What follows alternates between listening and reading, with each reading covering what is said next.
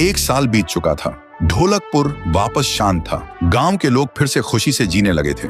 हर पूर्णिमा को लोग एक दिया जलाकर ठुन ठुन ठुन साहुर को याद करते थे। पर एक रात कुछ ऐसा हुआ जो फिर से सब कुछ बदल के रख दिया। लाशें फिर से मिलने लगी। हर 2 दिन बाद किसी न किसी के घर के सामने एक कटी हुई लाश पड़ी होती। गांव फिर से कांप उठा। एक दिन सब लोग महाराज के पास पहुंचते हैं और रो रो कर गांव की घटनाओं के बारे में बताते हैं। रात को महाराज 2 सेनापतियों से कहते हैं, जाओ और खोजो इस कांड के पीछे कौन है। लेकिन सुबह सिर्फ उनकी लाशें लौट कर आईं। एक का सिर था ही नहीं, दूसरे के पैर कट चुके थे।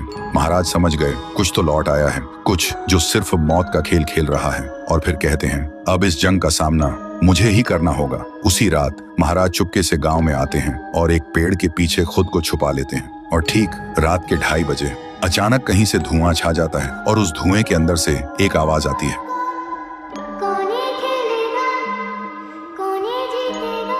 और फिर धुएं के बीच से निकलती है एक गुड़िया, गोल आंखें, एक बेजान सी मुस्कान, लेकिन चेहरा मौत का पैगाम। वो गुड़िया एक घर के गेट तक जाती है और बच्चों जैसा एक गाना गाने लगती है। उसके गाने की आवाज सुनकर एक आदमी बाहर आता है और अगले ही पल वो गुड़िया उसका सिर चबा जाती है। वो आदमी तड़प तड़प के वहीं जमीन पर गिर जाता है। महाराज सब कुछ देखते हैं। उनकी आंखें भर जाती हैं। उन्हें समझ आ जाता है इसके सामने जाना मतलब खुद का अंत लिखना है। अगली सुबह गांव के लोग इकट्ठा होते हैं। महाराज कहते हैं, ये पिछले भूत से भी ज्यादा डरावनी है। इसे सिर्फ वही हरा सकता है जो मौत को पहले ही हरा चुका है। और फिर एक पूर्णिमा की रात सब लोग दिया जलाकर पुकारते हैं, आप वापस आइए, आपके बिना ये गांव जिंदा तो है पर जीने जैसा नहीं। तभी एक आवाज गूंजती है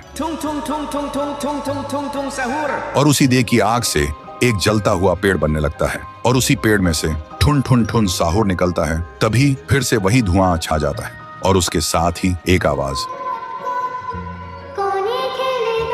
सब लोग घुटनों के बल गिर जाते हैं और कांपती आवाज में बोलते हैं, हमें बचाइए, वो आ गई है। ठुन ठुन ठुन साहुर एक जोरदार जंप करता है और सीधा उस धुएं में घुस जाता है और शुरू होती है एक आखिरी जंग। ठुन ठुन ठुन साहुर और गुड़िया की। जमीन कांपने लगती है, आसमान से बिजली गिरती है और जब धुआं हटता है तो दिखाई देता है गुड़िया बिखर चुकी थी। हाथ अलग, सिर अलग, पैर अलग। और तब से गांव में फिर से एक नई सुबह हुई। महाराज मुस्कुराए, गांव वाले जीने लगे और उस दिन के बाद ठुन ठुन ठुन साहुर सिर्फ एक भूत नहीं रहा, गांव का रक्षक बन गया। लेकिन उसी रात कुछ ऐसा हुआ जो किसी को भी पता नहीं चला। गुड़िया का सिर, हाथ, पैर अपने आप जुड़ने लगे थे और फिर वो वहां से चली गई। तो दोस्तों, अगर आप देखना चाहते हैं पीहू वर्सेस गुड़िया तो इस वीडियो को 1 लाख लाइक्स तक पहुंचा दो।